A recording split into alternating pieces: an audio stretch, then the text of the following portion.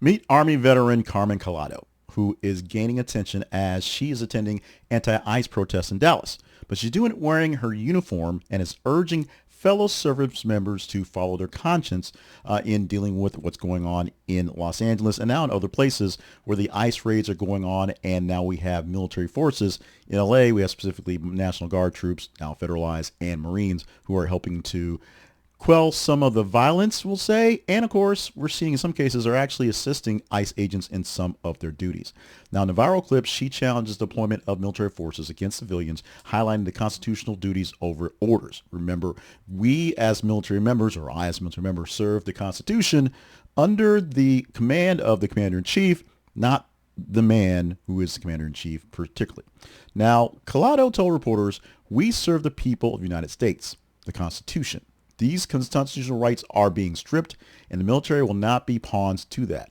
It's a rare public stance, and what it is the stance is in uniform, calling for service members to rethink their roles in law enforcement actions."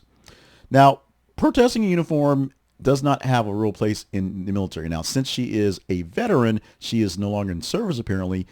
That's where things get a little dicey. But a person in duty, active duty, in their military uniform at a protest is not done. Protesting uniform, it could violate military rules that restrict political activity and demonstration. Like I said, the issue is she is not an active member, so that's where things get kind of weird. She could just essentially just be some guy in camel pants, though she's wearing rank and insignia showing her that she is actually someone who has some stature and rank in the Army. Now, experts note that potential administrative consequences could happen. In fact, actually, everybody was telling she needed a discharge, but the thing is, if she's not in the active duty, can you discharge her from the Army? Is it against personal ethics to do these things?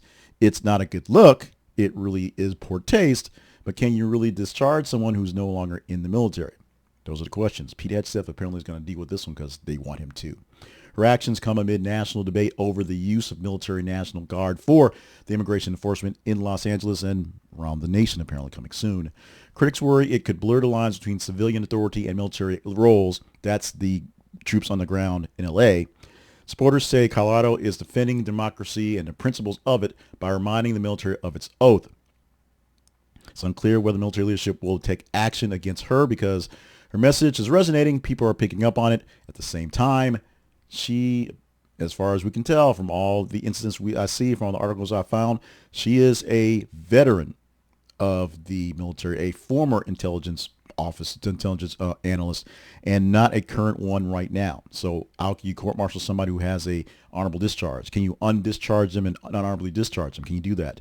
I don't know. I really don't know. If you have an answer, please let us know. We can talk about this one in the video comments.